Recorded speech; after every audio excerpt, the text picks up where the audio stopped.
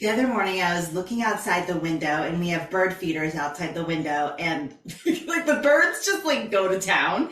And like I could probably like refill the bird feeders like every 2 hours, and it would still not be enough. Anyway, I looked outside, and there was not one bird. Like they were all eating. There's two feeders. They were all eating.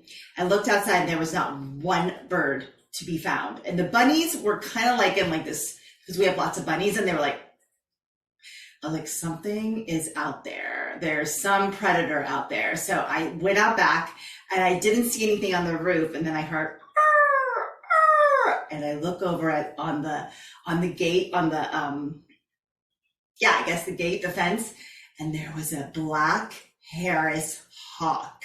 So, I got a good minute with it to watch it, and as it was watching all the birds and the bunnies, actually the birds were gone, but watching the yard, it was so cool. We've seen this Harris hawk before. This happened to me one other time. I was in the hot tub, and the energy shifted just like that, and everything went away. I looked around, and I was like, what is going on? And it was hiding in like one of the trees. Very cool. Very, very cool. And when the hawk came, like I said, the energy shifted. Not only did everything scatter, but the energy shifted, and everything got really quiet as it came in and like dominated the energetic field. It was very cool. Very cool. And what it got me to thinking was how energy works. And we are energy. You know that. I know that. We are all energy. And we all have been going through a lot as a collective. I mean, we went through COVID. Now we're like in this extreme heat. There's been like crazy floods. Like the weather brings us together collectively. And then of course, world events such as the pandemic will bring us together collectively as well. And so in a way, we always have this like Harris hawk, right? Like the impending Harris hawk. Like when's the next Harris hawk? Is the Harris hawk going to come to your neighborhood soon? And here's another thing. How are you going to handle the Harris hawk? How are you going to handle whatever the threat is, whatever the collective energy is, whatever it is? What are you going to do? And there's like, are you going to be the bird and flee? Are you going to stand your ground? Whatever it is. But here's what I really want to talk to you about, using the metaphor of the hawk.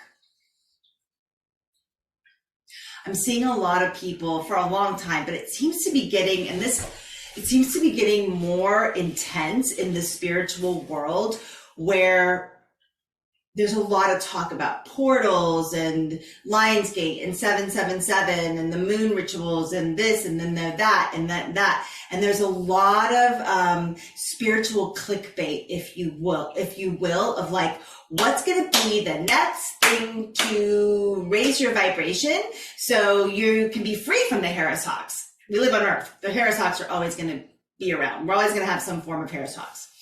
But what is like that next thing? What's that next spiritual clickbait that's going to take you to the 5D, take you to the 11D, take you up into the cosmos?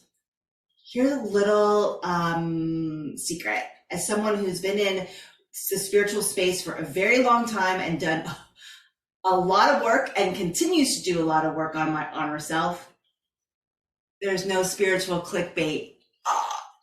There's no spiritual clickbait. There are these portals, and I'm not into moon rituals at all. That's for another video. If you're interested in hearing more about that, I'm happy to share with you, but I've never been into them, even as a little kid or even as a teenager. It's a whole thing. I have no interest in full moon or new moon rituals, and that is personally me. And if you want to know more about that, I'm happy to do a video. However, so for me, these like 777 portals, Lion Gates portals, the solstice feels a little different. Anyway, these types of things are here. This is for us to do a great meditation, open up our chakras, connect, maybe do some healing and clearing. But there is no fast way to healing. There is no fast way to higher consciousness. There is no fast way to enlightenment. It all is in here.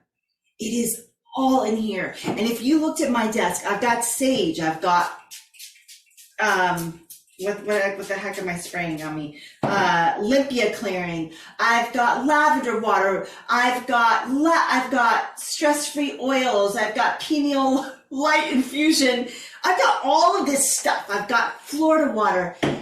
This stuff does not create enlightenment in me. What this does is supports me. It supports my energy. It helps me serve more people. It helps me to go deeper within myself. It helps me clear some of my space, but it doesn't do the work for me. It doesn't do the work for me, and it doesn't do the work for you. And none of these portals do either. And in order to navigate the Harris Hawks in our life with grace, ease, awareness, presence, and most importantly, power and connection to God, the work is in here. The work is in here. And as someone who's like, oh my God, it's so fun. Like, I have fun connecting with the 777 portal. I'm not even big on that stuff either. Like, people are like, it's Lionsgate right now. I'm like, I don't track that stuff. I don't. Then that's just me. It's just my personal thing. But the 777, there was something very fun about it.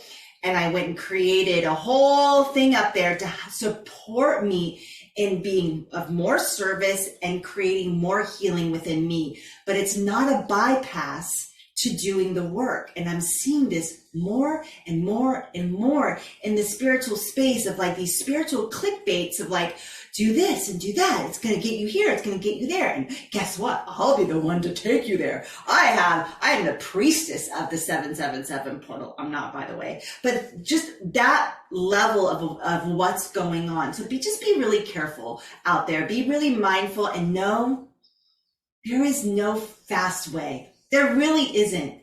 There's times when we get activated and we're like, oh yeah, I just activated something and I'm at a new level, but it's not, you're not enlightened yet. We're not. We're here on the planet. I said this once and I had one person write me an email. I did a video similar to this a while back, similar but different. And she's like, I'm enlightened. Great, you're enlightened. Like, awesome. Like, if you're enlightened, you don't need to tell me you're enlightened, but that's a whole other thing. But my point in this, and that sounded really judgy from me, it's just funny to get those emails, and I get a few of them. Some often, people with their egos telling me they're more spiritual than me. It's very funny. Just be careful, because there is no bypassing the real work, the real connection that you have in here and to God. We have all of this stuff to support us and to activate us, but it's not going to take us to the 5D without doing the deeper work or to enlightenment or whatever the word is, awakening that you want to use. There's a million words to get there, but what it is that we use around this, but what it is we're actually looking for that place of eternal peace where we're really connected to our most powerful self, all of it, the divine self.